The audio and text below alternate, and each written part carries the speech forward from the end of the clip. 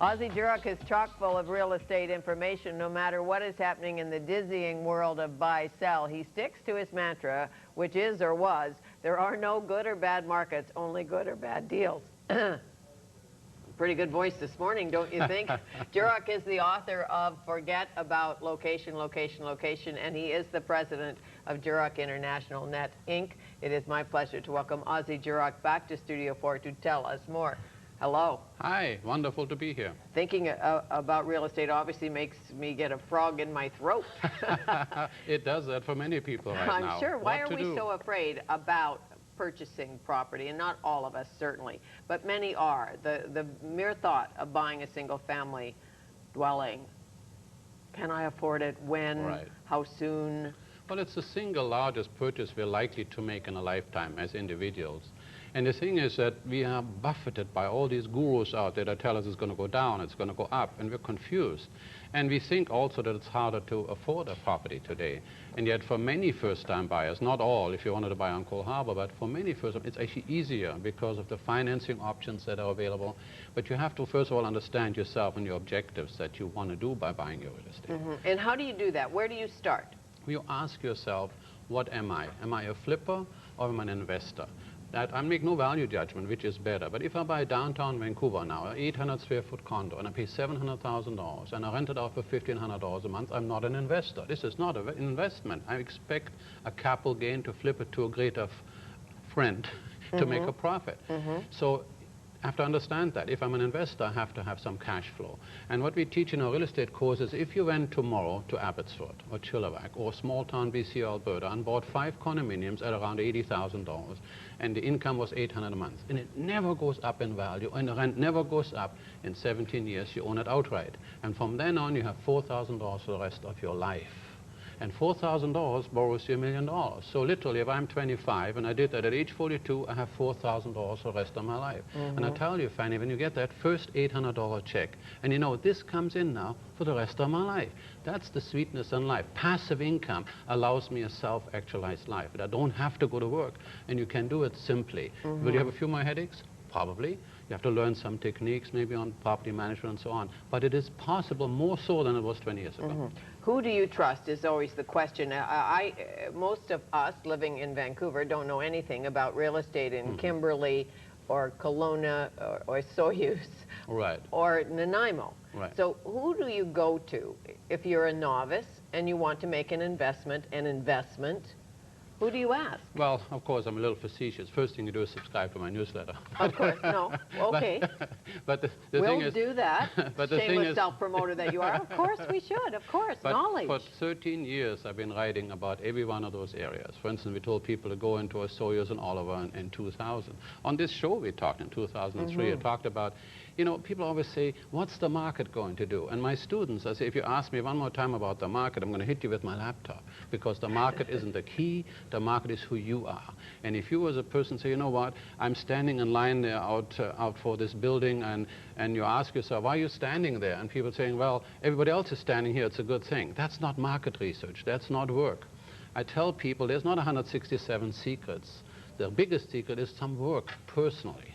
So if you want to buy to Osoyos, get an Osoyos realtor, get your team together. Get them to send you some information on a regular basis. Understand that local market and go there.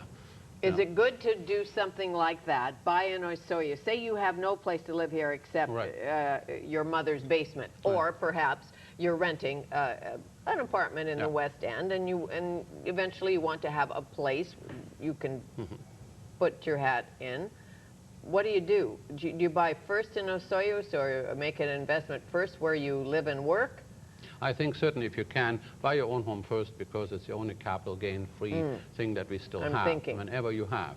But sometimes if it's not possible, then yes, buy in a smaller town. Make sure though that you're part of either a group, that there's some joint property management, maybe a rental pool so you're protected. I mean, we recommend, for instance, Kamloops, great blue collar area. You will always have that rental income around $600, and you can still buy suites for $50,000 or $60,000.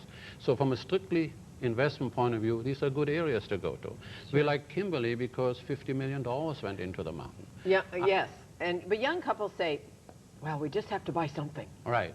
We just have to buy something sooner rather than later. Right. And then you beat yourself up 2 years down the road and say, why didn't we buy 2 years ago? Right. Oh, that is the big one. Why Every year, didn't we do that? For 35 years, people say to me, Ozzie, there's so many realtors in the business, and young people can no longer afford, and I wish I bought 5 years ago, right? The Chinese have a saying, the best time to buy real estate is 10 years ago. The second best time is today. Is today. So today, interest rates are up 0.25%. Right. Does that mean anything? As you say, predictions. Yeah. Will they go up another 0.25% next week, and on and on and on? How do you know? I have had spectacular success forecasting real estate markets, and just as spectacular success I've had there, I've had great failures in predicting interest rates. Look at the Bank of Montreal is looking for 10-year bond rates in the first quarter of 2007 to be 5.5%, and the CIBC expects it to be 3.5%. These are the gurus of the world. They look at these numbers. Nobody knows with their interest rates. If rates go up 0.25% every quarter, we have no worries for maybe another 2.5% from here. If they go up faster, then it's batten down the hatches time. Of course, and you can lock your mortgage in.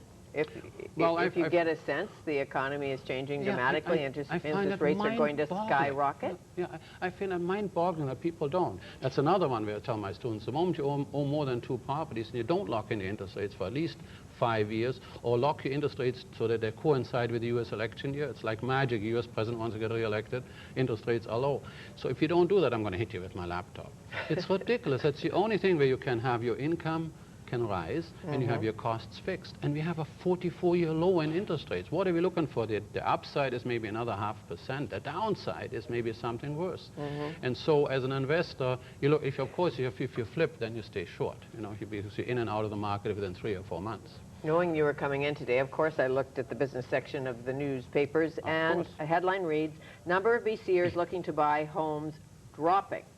It's an RBC bank study, and there are many studies, as you know, and there's Ipsos Reid polls and other polls, and it says that we're not buying as many homes this year as we did last, except perhaps in Atlantic Canada. What does it mean to an individual? What should it mean to an individual? I think, first of all these studies have merit, and that's we should keep our eyes open in terms of, how to, what the general markets are doing.